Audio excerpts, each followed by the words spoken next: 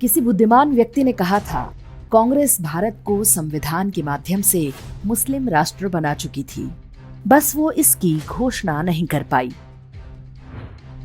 मनमोहन सिंह ने जब कहा था कि देश के संसाधनों पर पहला अधिकार मुसलमानों का है, वो इसी घोषणा का प्रयास कर रहे थे। कांग्रेस ने आशा नहीं की थी कि हिंदुओं की ओर से इतना कड़ा विरोध देखने को मिलेगा।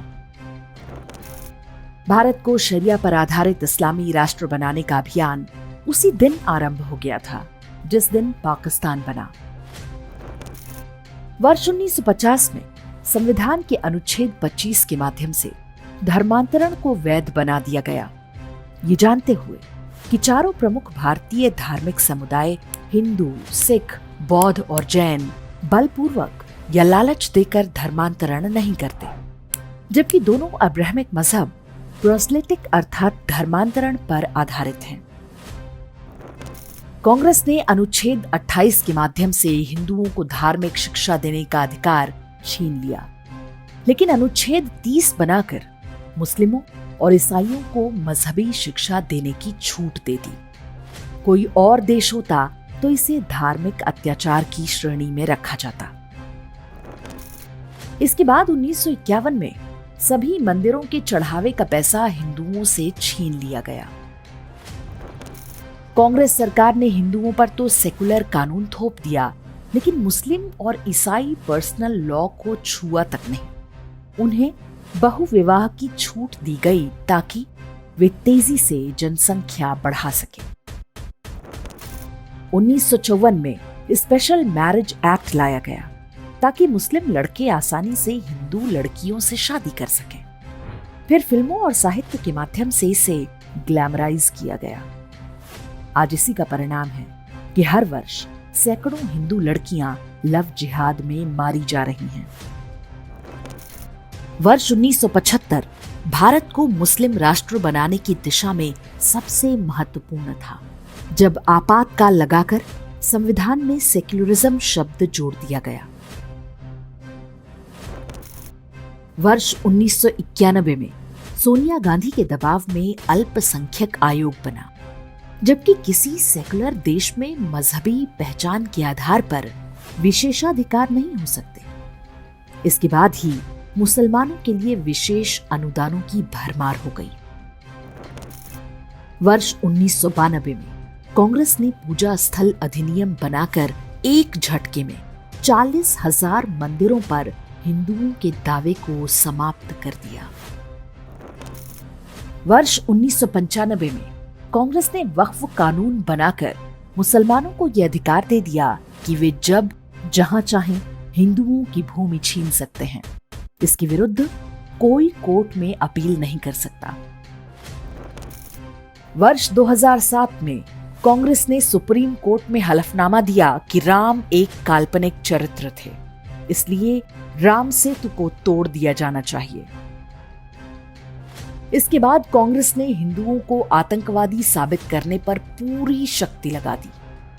देश भर में हिंदू साधु संतों की धरपकड़ होने लगी, उन्हें बर्बर तरीके से यातनाएं दी जाने लगी। इस पूरे प्रोजेक्ट की सीधी निगरानी सोनिया गांधी कर रही थी। 2013 में सोनिया गांधी के ही कहने पर कम्युनल वायलेंस बिल लाया गया। इसमें व्यवस्था थी कि कहीं भी दंगा होने की स्थिति में स्वाभाविक रूप से हिंदुओं को दोषी माना जाएगा। बीजेपी ना होती तो ये कानून भी बन चुका होता। हमें भूलना नहीं चाहिए कि शक्तिशाली रोमन साम्राज्य के पतन में केवल 80 वर्ष लगे थे।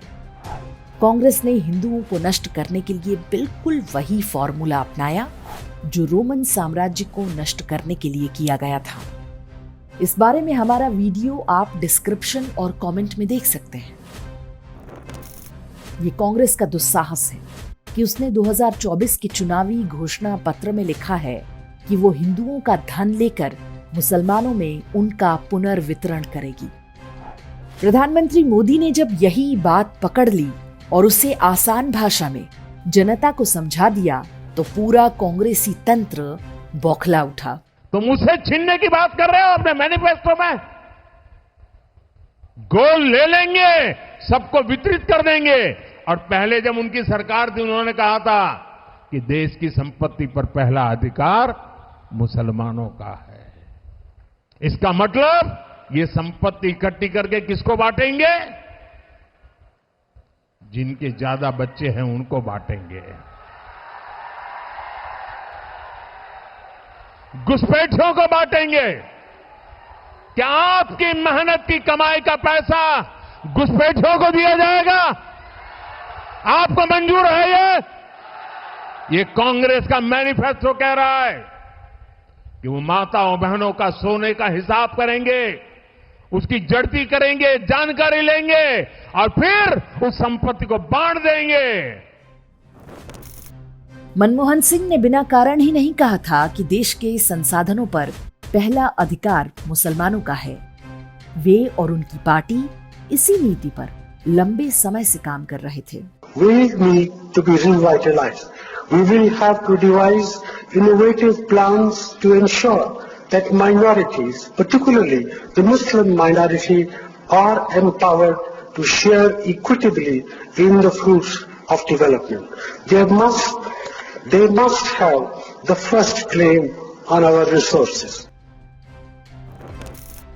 कांग्रेस कोई चुनाव हारती है या जीतती है, ये बहुत महत्वपूर्ण नहीं है। सोचने वाली बात है कि इतने दशकों से देश में क्या चल रहा था। यदि कांग्रेस छोड़ रहा हर नेता यही कह रहा है कि ये पार्टी हिंदुओं से घृणा करती है, तो ये संयोग मात्र नहीं हो सकता। प्रधानमंत्री मोदी ने पहली बार इस विषय पर खुलकर बोला है। हम समझ सकते हैं कि प्रधानमंत्री के रूप में वे ढेरों मर्यादाओं से बंधे हैं, लेकिन उन्हें भी पता होना चाहिए कि दुष्टों के सामने मर्यादाओं का पालन आत्मघाती होता है। अब ये प्रधानमंत्री मोदी का उत्तरदायित्व है कि वे सनातन धर्म को नष्ट करने और भारत को मुस्लिम राष्ट्र बनाने के प्रयासों को जड़ से उखाड़ फेंकने का काम करेंगे।